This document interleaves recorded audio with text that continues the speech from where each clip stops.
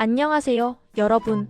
오늘 우리는 연애와 관계 속에서 누구나 한 번쯤은 겪어봤을 법한, 하지만 쉽사리 말하기 어려웠던 흥미로운 심리 주제를 다뤄볼 건데요. 바로 남자는 왜 헌신을 후회하고 여자는 왜 헌신에 중독될까? 입니다. 생각만 해도 뭔가 찌릿하고 공감되는 부분이 있지 않나요? 자, 지금부터 재밌고 편안하게 하지만 핵심은 쏙쏙 박히게 파헤쳐 보겠습니다. 여러분, 주변에서 이런 커플 이야기 한 번쯤 들어보셨을 거예요. 남자가 연애 초반에는 간이고 쓸개고 다 빼줄 것처럼 헌신하다가 어느 순간 내가 왜 그랬을까 하며 후회하는 모습. 반대로 여자는 이 사람 없으면 안 돼 하면서 점점 더 관계에 올인하고 빠져드는 모습 말이죠. 왜 이런 현상이 나타나는 걸까요? 단순히 성별의 문제일까요?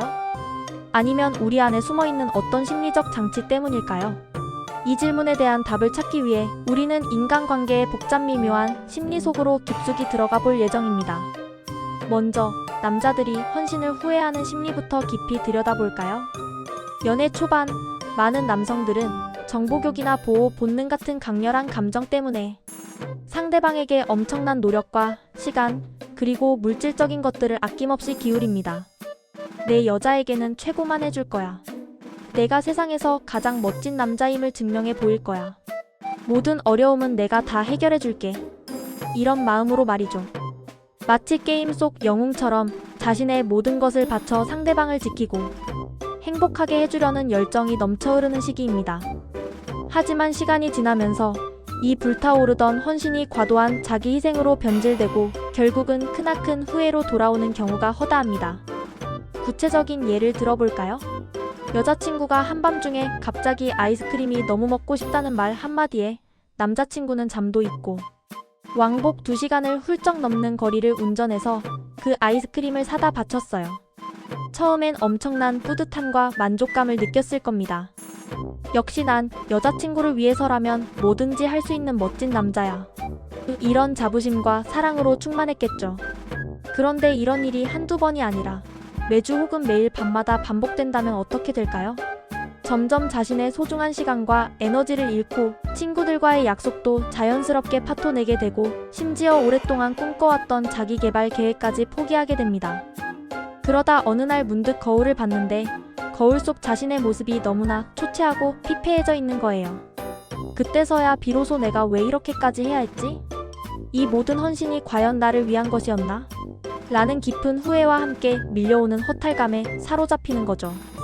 이런 감정은 특히 상대방이 내 헌신을 너무나 당연하게 여기거나 자신이 기대했던 만큼의 보상이나 진심 어린 인정을 해주지 않을 때 더욱 증폭됩니다. 내가 이렇게까지 뼈를 깎는 노력을 했는데 돌아오는 게 고작 이 정도야? 이런 실망감이 켜켜이 쌓이게 되면 관계의 불균형은 극심해지고 결국 후회와 더불어 관계 전반에 대한 깊은 불만으로 이어지게 됩니다. 이는 단순한 섭섭함을 넘어 자신의 삶을 통째로 부정하는 듯한 쓰라린 감정을 동반하기도 합니다. 남자들의 헌신 후회에는 기회비용이라는 심리적 개념도 매우 크게 작용합니다. 내가 이 특정 관계에 너무 과도하게 헌신하느라 삶의 다른 중요한 영역에서 수많은 기회들을 놓쳤다고 생각하는 거죠. 예를 들어 친한 친구들과의 즐거운 시간, 오랫동안 꿈꿔왔던 취미활동 또는 커리어를 발전시킬 수 있는 중요한 사회적 기회, 심지어는 다른 잠재적인 이성과의 건강한 만남 기회까지 말이죠.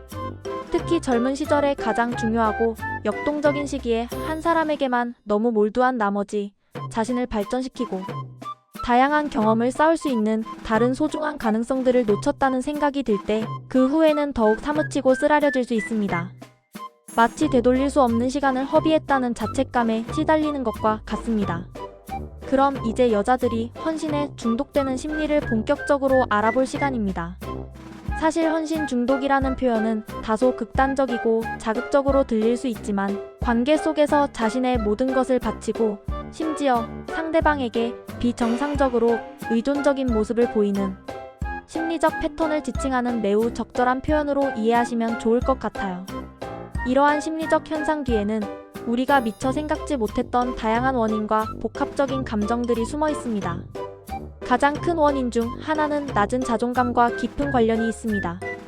스스로의 가치를 낮게 평가하고 내면의 불안감을 안고 있는 여성들은 관계를 통해 자신의 존재, 가치와 의미를 확인하려는 경향이 매우 강합니다. 내가 이 사람에게 없어서는 안 될 소중한 존재가 되어야만 해. 이 사람이 나를 필요로 해야만. 나는 가치 있는 사람이야. 라는 강박적인 생각으로 상대방에게 과도하게 맞춰주고 자신의 모든 것을 희생하며 정작 자신의 진정한 필요와 욕구는 철저히 뒷전으로 미루는 거죠. 상대방이 자신을 필요로 하고 자신에게 의지할 때 비로소 자신의 존재감을 느끼고 일시적인 만족감을 얻는 겁니다. 그런데 이러한 패턴이 반복될수록 점점 관계에 대한 의존성은 심화되고 결국은 스스로의 주체성과 고유한 정체성을 완전히 잃게 됩니다. 마치 자신이 상대방의 그림자처럼 존재하게 되는 거죠. 또 다른 중요한 요인은 불안정한 애착 유형입니다. 어린 시절 부모님이나 주 양육자와의 관계에서 안정적인 애착을 형성하지 못했거나 사랑을 받기 위해 끊임없이 노력하고 애써야 했던 경험이 있다면 성인이 되어서도 연인 관계에서 버려질까 봐 혹은 사랑받지 못할까 봐 하는 강렬한 두려움과 불안감을 느끼는 경향이 강해집니다. 이 뿌리 깊은 두려움 때문에 상대방에게 헌신을 넘어선 비정상적인 집착적인 행동을 보이기도 합니다. 상대방이 조금이라도 멀어지는 것 같거나 자신에게서 관심이 멀어지는 듯한 낌새를 보이면 극심한 불안감에 휩싸여 더 매달리고 더 과도하게 헌신하려 하는 거죠. 내가 지금보다 더 잘하면 이 사람이 나를 절대 떠나지 않을 거야 라는 비이성적인 착각 속에서 점점 관계의 깊은 늪에 빠져드는 겁니다. 이러한 행동은 때로는 상대방에게 큰 부담을 주어 관계를 더욱 위태롭게 만들기도 합니다.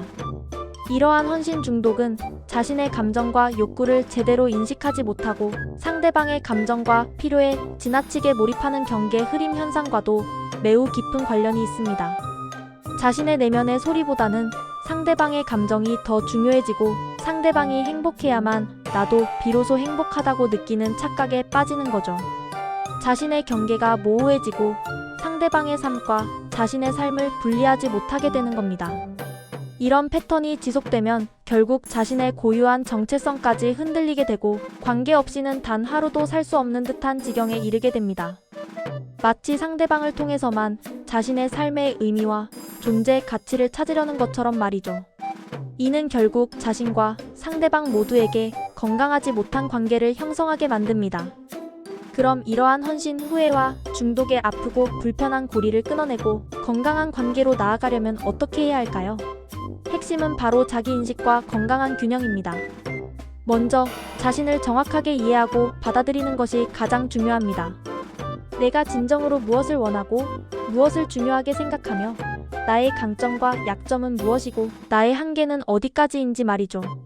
그리고 관계 속에서 나 자신을 잃어버리지 않는 지혜롭고 건강한 균형 잡힌 헌신이 필요합니다.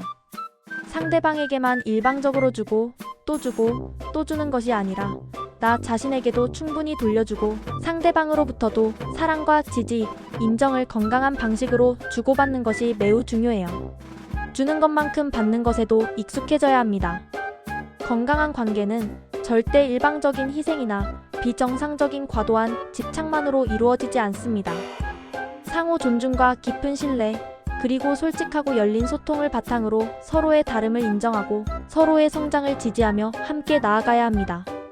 내 감정을 솔직하고 용기 있게 표현하고 동시에 상대방의 감정을 있는 그대로 받아들이고 이해하려는 연습이 필요해요. 이 정도면 괜찮겠지라는 막연한 생각에 안주하지 말고 나는 지금 이 관계에서 정말로 괜찮은가? 나의 욕구는 충족되고 있는가? 라고 자신에게 끊임없이 질문하고 성찰해야 합니다. 특히 한국 사회의 문화적 특성도 이러한 헌신 심리에 영향을 미칠 수 있습니다. 체면을 중요시하고 관계 중심적인 문화는 때로 개인의 희생을 미덕으로 여기거나 타인의 시선에 과도하게 신경 쓰게 만들 수 있습니다. 이러한 문화적 요인들이 무의식 중에 우리의 헌신 행동에 영향을 주지는 않는지 한 번쯤 되돌아볼 필요도 있습니다. 만약 지금 이 글을 읽는 여러분 중 누군가가 헌신에 대한 깊은 후회나 관계 중독으로 인해 심적으로 많이 힘들어하고 있다면 절대로 혼자서 끙끙 앓지 마세요. 이러한 감정적 어려움은 결코 여러분만의 고유한 문제가 아닙니다. 사실 많은 사람들이 연인 관계 속에서 비슷한 고민과 아픔을 안고 살아가고 있습니다. 필요하다면 주저하지 말고 전문가의 도움을 받는 것도 아주 현명하고 용기 있는 선택이에요.